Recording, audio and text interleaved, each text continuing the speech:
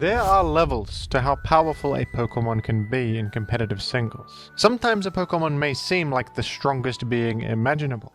Then you go one layer deeper to reveal that they were just a big fish in a small pond. Allow me to take you through the 5 levels of brokenness in competitive singles, with the final level featuring the most godlike beings ever seen in the franchise.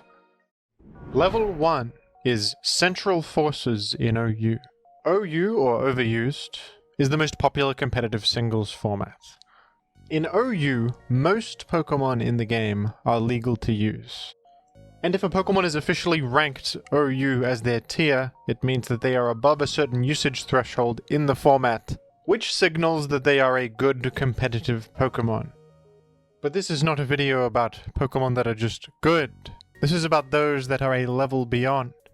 And some Pokemon in OU are so powerful that the metagame kind of centers around them as if they are the sun and everything else is in orbit of them. I like to describe these Pokemon as central forces, because the entire metagame is defined by how powerful and ubiquitous they are. The most classic example of a Pokemon like this is that of Snorlax in Generation 2 OU. Snorlax in Gen 2 is the most dominant and highly used Pokemon in any generation of OU in the history of the series.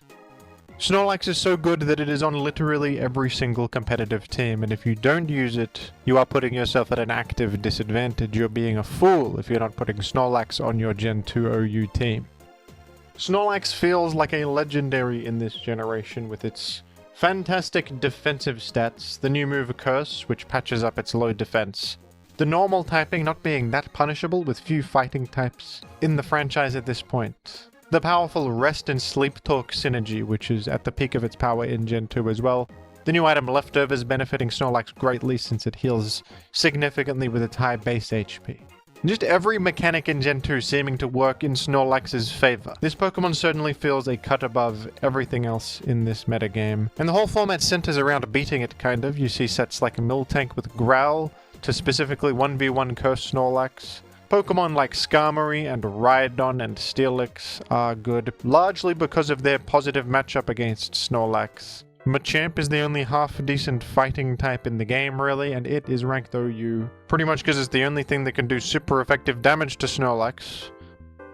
And that is such a valuable thing to do here. So Snorlax is the sun, and everything else orbits around it. Probably the most extreme example of what I'm talking about ever is that of Snorlax in Gen 2.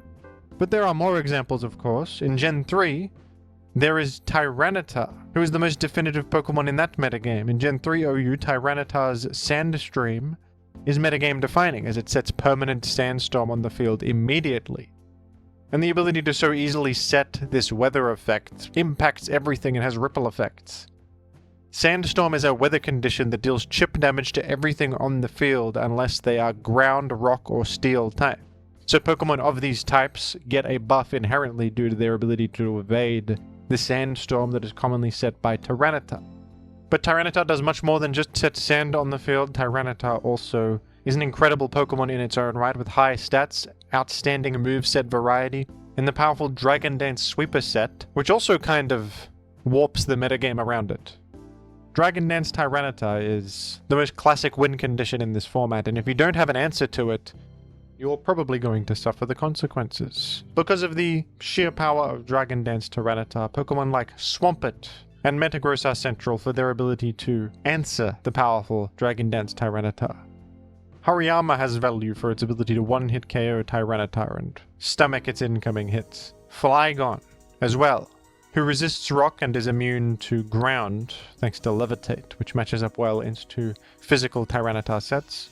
Tyranitar can also utilize special sets, especially with Crunch and Pursuit to trap ghost types. The threat of a Pursuit Tyranitar has significant metagame implications.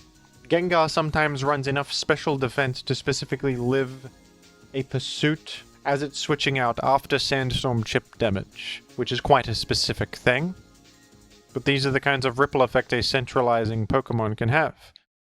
In Generation 4 OU, there is Jirachi. Jirachi was significantly buffed in Gen 4. It was already a good Pokemon, but now, with the new physical special split, giving it even more type coverage of different types than it had before, and the new Iron Head, which synergizes so well with Serene Grace, resulting in a 60% flinch chance.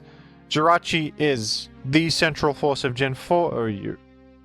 The sheer threat of a Jirachi para-flinching your whole team to death with Body Slam Paralysis and Iron Head has significant metagame impact, and you pretty much need some sort of sturdy steel resistance to have a chance against Jirachi, or you will likely lose immediately.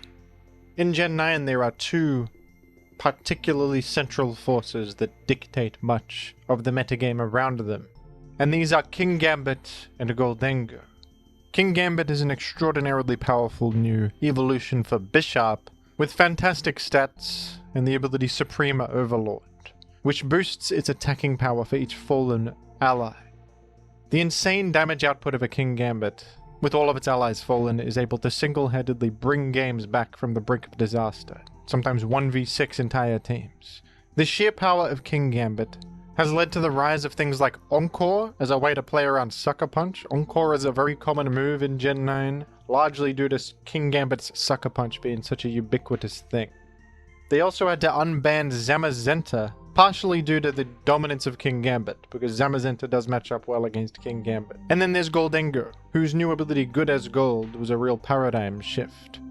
This ability grants a complete immunity to all status moves, which includes not just status inflicting moves, but pretty much any move that is not a direct attack, like Trick or Defog, the most notable one. Goldengo's ability to block Defog has kind of changed everything, and entire strategies are built around Goldengo's ability to block Defog and maintain hazards on the field using that. Recently, Galarian Weezing, an otherwise kind of average Pokemon, has risen up purely because of its powerful ability to defog against Goldengo, since its ability Neutralizing Gas disables the ability. This level of power is certainly commendable, being so good that you define what's viable in the format, and you mandate what people have to use, because if they don't have a response to you, they will lose immediately. But there's a level of power beyond this. What if something in OU is so overwhelmingly dominant, so much more powerful than everything else, that it becomes an actual problem? There's not enough in the game to respond to it, and it warps the metagame too much to an unhealthy extent. So much so that these Pokemon have to be banned from the format, because every second that they stay in the format, it just gets worse and worse. This is level 2. Pokemon so powerful that they had to be banned from OU. The first notable example of this happening in OU was in Gen 4, where the Pokemon Salamence and Garchomp were so unbelievably powerful for the time that they had to be placed under arrest. Dragon types absolutely skyrocketed in power in Generation 4, especially physical attacking dragon types. The physical special split allowed for new options like buffed physical outrage and Dragon Claw to deal amounts of damage never before conceived. And the new option of Draco Meteor was also certainly helpful, a high power special attack for dragon types. Salamence benefited so much from these changes that it was absolutely unstoppable, with its incredible stats, high moveset versatility, access to Dragon Dance, Outrage, Draco Meteor, and everything you could ever desire. There was little in the way of responses to it. Although other over-centralizing Pokemon warp the metagame around them, it's alright if there's enough in that metagame to respond. Something's got to be the top Pokemon. You can't eliminate that from reality. If you keep banning things, eventually something will rise to the top. You can't simply ban everything. But when the top Pokemon of a metagame just don't have enough to actually answer them, the metagame becomes stupid. Everybody runs these Pokemon, and perhaps the only thing that can respond is some very specific thing, meaning that every team starts to look exactly the same, and this is terrible for metagame health. This was the case with Salamence, and also of Garchomp, who was similarly extraordinary in the Gen 4 OU format, benefiting immensely from the Dragon-type buffs, for similar reasons. The very next generation, Gen 5, was another massive power spike, and I can scarcely talk about every banned Pokemon from OU in this video. It would be too long. In fact, I have an entire hour-plus long video on that very topic, every Gen 5 ban explained, if you're curious about that. But some of the noteworthy ones include Blaziken, a Gen 3 starter Pokemon who was buffed immensely in Gen 5 thanks to the new ability Speed Boost, allowing it to passively gain a speed boost every single turn. This passive speed boosting turned Blaziken into an absolute monster. In just a couple of turns it could outrun the entire format, with no hope of outspeeding it with anything. And its high attack and high base power moves could sweep teams with ease, firefighting also an outstanding offensive coverage combination. So the Pokemon had to be dealt with. There was also Genesect, a new bug mythical who was legal for a time, an extraordinarily powerful Pokemon with the ability Download to gain an offensive stat based on the enemy's weaker defensive stat. Genesect had a powerful mixed attacking move pool, the excellent Bug Steel typing, the powerful option of U-turn for pivoting with Stab on top of it. It's hard to defeat a Pokemon with both physical and special attacks and an offensive boost that corresponds with them, and usually a Choice Scarf to also gain speed. And a great defensive typing. Genesect had everything, and it was a little bit too much to deal with for the Gen 5 format. In Generation 6, Mega Evolutions were added to the series, some of which were a bit overtuned. Mega Kangaskhan is my personal favorite broken Mega. This powerful Pokemon has the incredible ability Parental Bond. Kangaskhan's child inside of its pouch hops out of the pouch to engage in battle with its mother, and as a result this ability allows Mega Kangaskhan to hit twice with its attacks. The second hit is a bit weaker, but the overall increase in damage output and other cool effects that Parental Bond can activate, like a power-up punch that hits twice and offers 2 attack boosts, the doubling of secondary effect chances, and double Seismic Toss, which is kind of crazy. Seismic Toss will deal a total of 200 damage when used by the baby, which is cool. With all that to factor in, Mega Kangaskhan was overwhelmingly powerful for OU in a rather unique way. Mega Salamence was also unbelievably powerful. The stat increases were tremendous for this Pokemon, up to 145 base attack, 120 speed, and an incredible 130 defense as well. And this Pokemon's new ability, Aerolate, significantly increased its threat level. Now all of Salamence's normal type attacks become flying type and have a power boost. So a double edge from a Mega Salamence is insanely strong. Flying is a great offensive type. Nothing is immune to it. And before this, Mega Salamence didn't have any good flying type attacks really beyond Aerial Ace. This is one of the strongest Megas in the game. It's actually commonly used in Ubers, and is one of the most prominent physical sweepers there. And of course there was Mega Gengar, who is ludicrously powerful. Known in Chinese as Mega Gengui, of course. Everybody say Ni Hao. Don't forget to say Ni Hao to Mega Gengui. With unprecedented increases to its special attack and speed, up to a monstrous base 170 in special attack. Plus the new ability Shadow Tag, which traps the enemy on the field, preventing them from switching. Mega Gengar is an inescapable demon that will get you without remorse. Very frightening Pokemon. Very scary. Perhaps the silliest and most extreme example of a broken Pokemon in OU that had to be banned is of course Dracovish, one of the most ridiculous Pokemon to ever exist. Dracovish is an otherwise average Pokemon looking at it at a glance, but Dracovish of course has access to the absurd move Fishious Rend. This move starts at 85 power, but doubles if you move before the target. If you are simply faster than the enemy, or the enemy has switched out, this base power will be doubled up to 170 base power, which is ludicrous. And what's more is that the ability Strong Jaw, which Dracovish has access to, powers up bite-based attacks. Since Fishious Rend is a bite-based attack, that 170 base power is increased even further, up to a 255 base power. You chuck in Choice Band on top of that, Rain Boost on top of that, and nothing is surviving this move. Resistances no longer matter when the base power gets this high, and so Dracovish was on every team spamming this move to its heart's content. The only answer was water immunity, so every team also had Seismitoad as the only thing in the world that could answer Dracovish. This is the example I always use to demonstrate why banning Pokemon can be a good thing sometimes, because the reason this guy is powerful is so one-dimensional. All it does is literally click a single move that deals 1,000,000 damage, and there is no response in the game. Even resistances or normal Pokemon, you know, like a physical wall that's supposed to answer a Pokemon like this, even that doesn't work. The only thing that works is literal water immunity, which few Pokemon have, and Seismitoad, who is otherwise not that great, is now an auto-include in the format because it's the only thing in the planet that can deal with the top threat in the world. And the most Pokemon bans to ever happen in a single generation is actually the most recent generation, Gen 9 OU, where I also made a dedicated video just about Gen 9 Pokemon bans, which is almost 90 minutes long. So I can scarcely get into all that detail, but I will commend Smogon for banning a particular Pokemon, Espathra the Emu. I mean, following the Emu War and the scars that left on the nation of Australia, a very smart move to ban the Emu, disallowing it from ever seeing the light of day ever again. I appreciated this very much. So what's the next level of power beyond Pokemon that had to be banned from the format? Well, what about Pokemon that weren't even given a chance in OU to begin with? Pokemon that are so clearly on another level of power that to even allow them in the OU format is out of the question.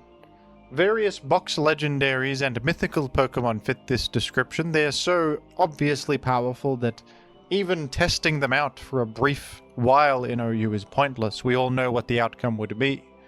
These are the Pokemon that populate the Ubers metagame, which is a playable metagame itself. Pokemon like Palkia and Dialga and Zekrom, the guys on the boxes of the games. This is where they live.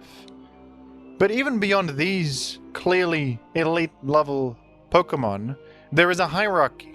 For example, Reshiram is clearly far too powerful for the OU format. I mean, just look at the stats and look at him. He's a big dragon and stuff like that. But in the Ubers format, Reshiram kind of stinks. Among his other peers, among his other legendaries, Reshiram is pretty bad. It's slow and it's weak to rocks, and there's better fire types and there's better dragon types than Reshiram. It's outclassed by other legendaries in the Ubers format. So level 3 in these levels of brokenness, I would say belongs to central forces in the Ubers metagame.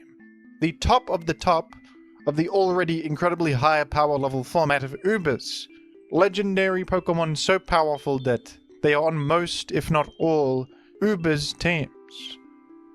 And much like the central forces of OU that I already talked about, these define the metagame of a much higher scale. They are a much larger sun with much larger planets orbiting around them, making Snorlax look like a mere pebble in the grand cosmos. A prime example of a central force in Ubers would be Kyogre in the Generation 5 Ubers metagame. In this format, Kyogre is in a tier of its own. It is the only Pokemon in the S rank, and is the dominant force of the format. Kyogre is one of the strongest legendaries ever, with its ability Drizzle, which sets rain on the field immediately. And in Generation 5, this rain is permanent, until replaced by another weather effect. Kyogre's mono water typing and outstanding stats with great offenses and defenses also contribute to its elite status. The Pokemon does everything, has a massive impact immediately upon switching in, and is excellent in every area. And of course, Kyogre also has access to the move Water Spout, which has an enormous 150 base power if your Pokemon is at full HP. The power is dependent on your Pokemon's HP, but Kyogre with a Choice Scarf can shoot off a lot of Water Spouts early in the game, dealing extraordinary damage to just about everything, even those that resist water. With the Choice Specs, if you can position yourself correctly and maintain your health value, the damage is even more powerful, especially because it's rain boosted.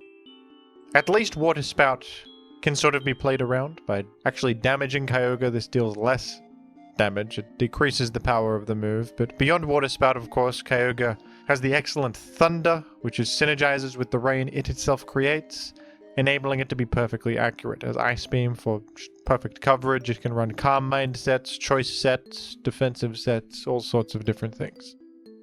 In Gen 5 Ubers, Kyogre is the king. The most dominant force Ubers has ever seen, though, would absolutely have to be Primal Groudon, who came into existence in Generation 6. This is a step above Kyogre in excellence, because Primal Groudon was so powerful that it was like another Gen 2 Snorlax. It was on pretty much every single team, and was the #1 Pokemon in the format by far. When holding a red orb, Groudon will transform into its primal form immediately, similar to a Mega, but it's Notably not the same, you can also run a Mega Evolution alongside Primal Groudon. This Pokemon's stats are absolutely through the roof. 180 base attack, 160 defense, even an incredible special attack of 150. Pretty good speed considering. Just truly elite stats here. The typing is Ground Fire, which would seem exploitable. Ground Fire has at times 4 weakness to water. But this Pokemon has the ability Desolate Land, which sets Harsh Sunlight on the field immediately upon switching in.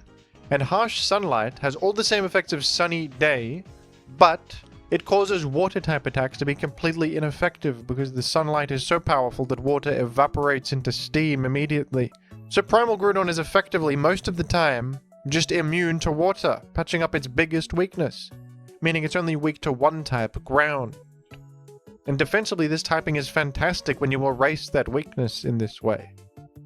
And the move pool is not holding Primal Groudon back at all. In fact, its move pool is outstanding, with physical attacking options, special attacking options, boosts, the utility of Stealth Rock.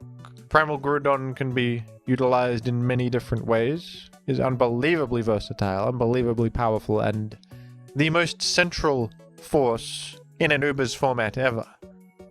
And of course, everything else in the metagame was sort of defined by its matchup against Primal Groudon. Arceus Ground is one of the most popular Arceus types because a ground-type judgment is actually super effective against Primal Groudon. The Pokemon Giratina Origin is very popular because it's immune to ground and resistant to fire, along with having Defog to remove Stealth Rock from Primal Groudon. And in Generation 9 Ubers, the top Pokemon in the format is Koraidon, the extremely powerful new box legendary of Pokemon Scarlet version. This is the central and dominant force of Gen 9 Ubers, a bike lizard creature with some of the most ludicrous stats a legendary has ever had. Extraordinary speed as expected of a bike, massive attack stat, good defenses as well, and the ability Orichalcum Pulse is crazy. It sets Sun on the field and also increases Koraidon's attack by 1.33, repeating of course, while Sunny Day is active, enhancing an already very high attack stat. With this and an extraordinary move pool featuring U-Turn and Swords Dance and Scales Shot and Flare Blitz and various other things, Koraidon is metagame warping in a way nothing else is in Gen 9 Ubers.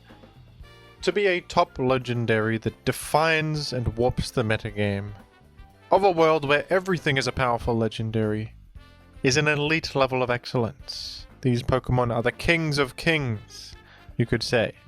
But there is a level even further beyond. What could be more powerful than a central force in Ubers?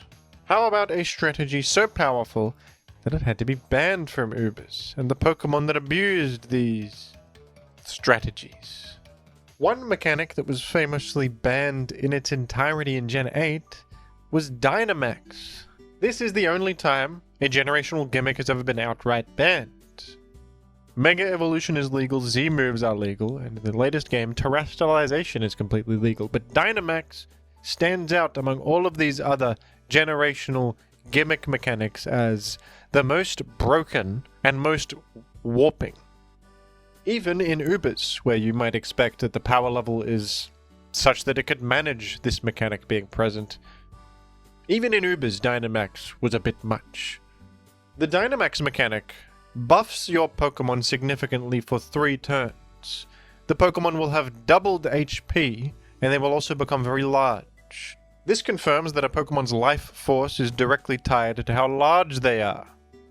Not only do you receive this enormous HP boost, all of your moves become max moves. Depending on the base power and type of each move, they will have a max move alternative that has a powerful effect and usually an enormous base power too. Basically turning all of your moves into little Z moves. That's what it feels like. Water moves will now be much more powerful and also set rain on the field. Electric moves will set electric to rain. Some moves even result in stat increases. A fighting type attack will now increase your attack stat by 1. Dark type attacks, when becoming max moves, will lower the enemy's special defense by 1. And the most powerful of all the max moves is Max Airstream, the flying type Dynamax move, which grants a +1 speed boost to your Pokemon. This one was the crazy one and the most commonly abused one. the brief amount of time that Dynamax was allowed. The combination of gaining a bunch of HP, so your Pokemon probably lives any incoming hit, and also hitting the enemy with a massive move that also raises speed just led to insane snowballing potential on boost sweepers and generally just any Pokemon that had a good flying type attack. And among the Legendarios, Yveltal is probably the prime abuser of Dynamax in theory, being a legendary flying type with the incredible move Oblivion Wing, which becomes max airstream and means that this incredibly powerful legendary is hitting you for more damage than you've ever seen in your life, plus boosting its speed at the same time, and you cannot KO it because its health is through the roof. An extraordinarily overtuned mechanic for the singles environment. I believe it was more manageable in doubles, but in singles it's just absurd. It allows insane snowballing potential with very little to really do to respond to it. The best you could do is Dynamax yourself, and any status move while Dynamax turns into Max Guard, which is the same as Protect, basically, but you can protect against enemy Dynamax moves. So that was the counterplay, is that you gotta guess when they're gonna Dynamax and then block them and wait it out, I suppose. It got to a point, folks, where people were running the Pokemon Ditto, because Ditto could transform into an enemy who was boosted up and gotten a bunch of speed boost from Max Airstream, and then the Ditto could Dynamax after the enemy wasted their Dynamax, and now the Ditto Dynamaxer, who is very large, can further Max Airstream the enemy and just go to the moon.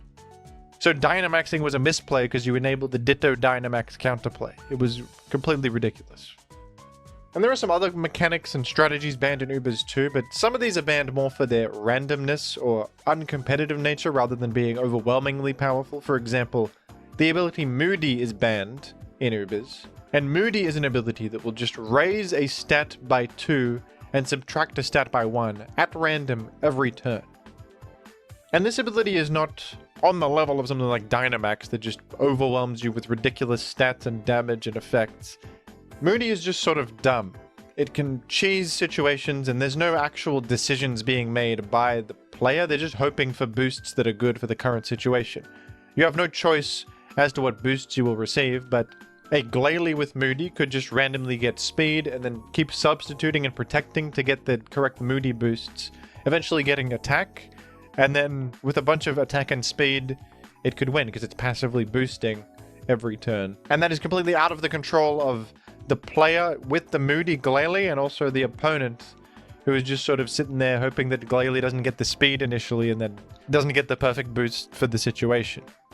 So I don't know if I'd put Moody in the same conversation here, but it's funny to mention at least, because like a Bibarel is apparently banned from using its most powerful ability because it could theoretically defeat a team of entire legendaries if the stars align and it gets the exact boosts it needs, which is rather silly, isn't it? I suppose in the perfect scenario, Moody is the best ability ever. If you just get the correct outcome, if you simply win the gamble, then it's amazing, isn't it? But a more recent strategy that was banned due to its overwhelming power that absolutely fits this description was in Gen 9. A new attack introduced to the game that was game-breakingly ridiculous in competitive singles to the point where it got banned from OU, and it was allowed in Ubers for a time, but eventually it got banned there as well, which rarely happens to an attacking move. I think it has never happened, actually. And that is the move Last Respect. Last Respect is a ghost-type physical attack that starts out at 50 base power, and for each fallen ally on your team, the base power increases by 50. If your entire team is deceased, the base power of Last Respect is 300, which is such a high base power that, much like Fishious Rend mentioned earlier, resistances no longer matter and you can power through just about everything. The only real response to this was having a normal type Pokemon, or terastallizing into a normal type, and Gen 9 is a metagame where normal types tend to be really terrible. There are exceptions like Arceus and Blissey and such, but if these Pokemon aren't alive, Last Respects is just gonna KO your entire team. The chief abuser of Last Respects was Basculegion, who for a time was the most broken Pokemon in Ubers. Yes, this fish was more powerful than anything, purely because it's the best user of Last Respects. As a water ghost type, it has stab damage on Last Respects, increasing the power even further. It has Swift Swim, which can synergize with Kyogre for double speed, so it can actually outrun everything and spam Last Respects, or it could run Adaptability instead, to just increase the stab damage of Last Respects even further, not even needing Kyogre for support, and just using a choice scarf or something to be as fast as you can while spamming the strongest move ever created. Now, perhaps they could have just banned Basculegion, but if they banned Basculegion, I'm sure players would have just gone to the next best Last Respects user, Houndstone. And then if they banned Houndstone, they'd just go to Basculin, who also has Last Respects. So it makes more logical sense that the move is the problem.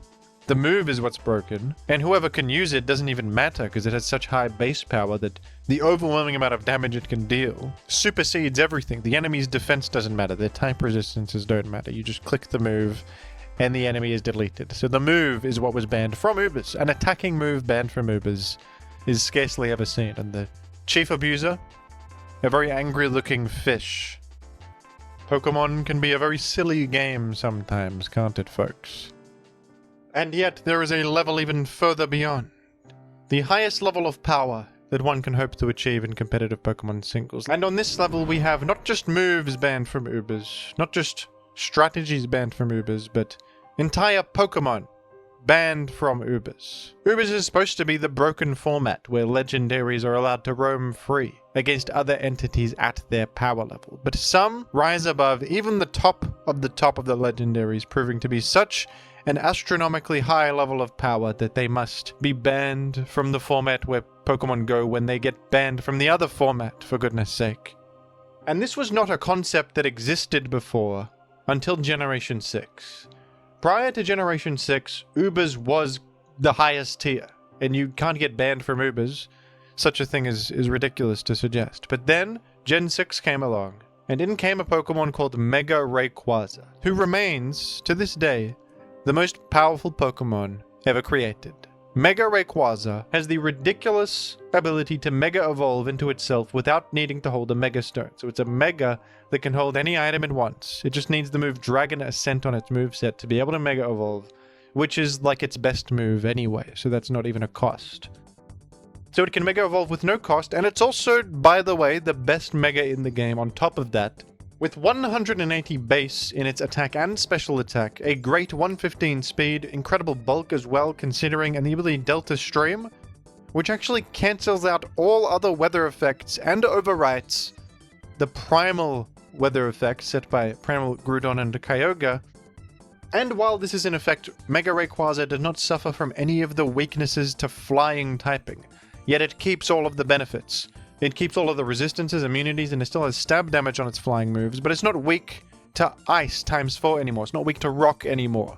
These weaknesses just get erased like dust in the wind.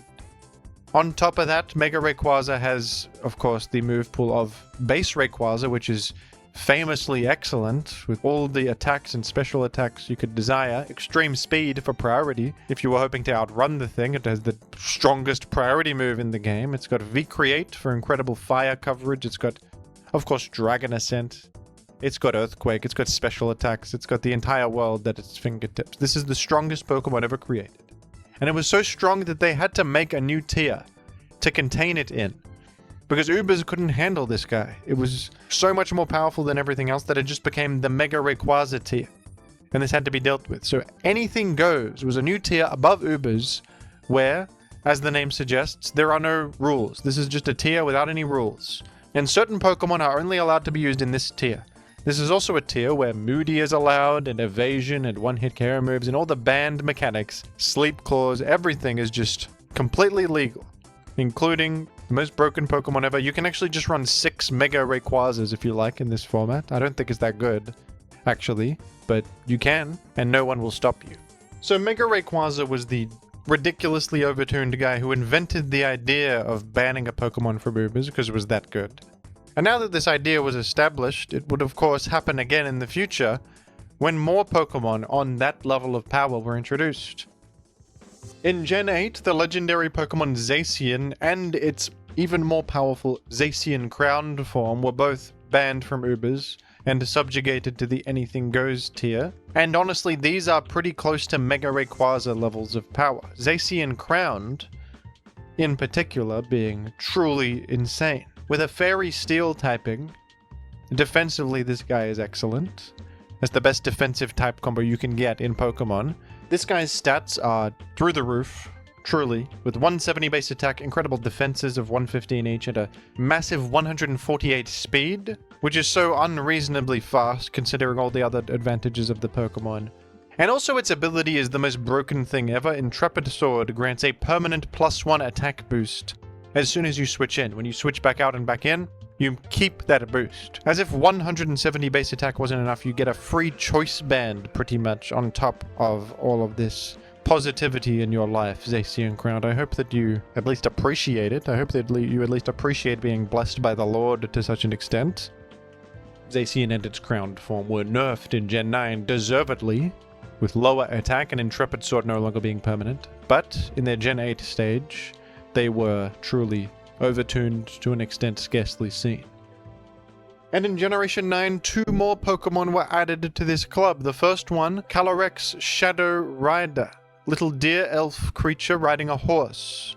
And just looking at this guy, I'm sure you can understand why this is so powerful. Snorlax Shadow is even faster than Zacian Crown with a 150 base speed.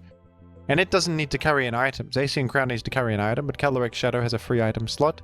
The special attack is 165, and it also has the Grim Neigh ability combined with Unnerve, and the As-1 ability, which is 2 abilities. Grim Neigh grants a special attack boost every time this gets a KO. So we can ramp to an unprecedented extent with offensive output unfathomable. It also gets the signature move Astral Barrage, which is a ghost-type special attack that has 120 base power, a truly elite attack on one of the best offensive types in the game, Ghost. And you also have good coverage in Grass Knot, Psychic, Psyshock, Draining Kiss, etc.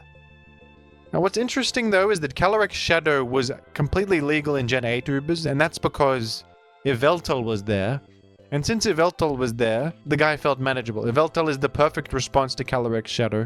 It is resistant to Ghost, immune to Psychic, and threatens the guy with a lethal Sucker Punch. But without such a good Dark-type legendary to keep the horse in check, it was too powerful, along with being able to abuse Terra to an incredible extent in Gen 9, Terra being the new mechanic. Snorlax Shadow Rider was sort of indirectly buffed to an extent that it was out of control, and it had to be dealt with. It had to be made into glue, you could say. Does this horse have any remorse? No one truly knows. Unfortunately, no one can truly get into the psyche of this creature. Or is it the rider that is at fault? These moral quandaries have no true answer that I can think of. And the other Pokemon banned from Gen 9 Ubers is the other box Legendario. We've already spoken about Koraidon. But Miraidon is the one that was banned to the Anything Goes format. A special counterpart that operates very similarly. Miraidon has a fantastic special attack and incredible speed, and is an electric dragon type. And Miraidon's ability is Hadron Engine, which summons electric terrain on the field, and grants Miraidon a special attack boost while electric terrain is active. This Pokemon was extraordinarily powerful, and it felt even more consistent than Koraidon, I think, because the electric terrain was scarcely ever overwritten by another terrain. And electric terrain can exist on top of sun, so Koraidon doesn't cancel out this electric terrain either. Whereas Koraidon's sun can be cancelled by Kyogre, setting rain.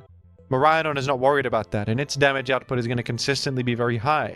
A Miraidon Choice Specs Draco Meteor is extremely difficult to switch in against. It has Electro Drift as well for an incredible electric type stab attack. It has Overheat for fantastic coverage against things like Iron Treads and other steel types that might want to come in. And U-Turn for the few things that can switch in against Miraidon like Blissey or Ting-Lu.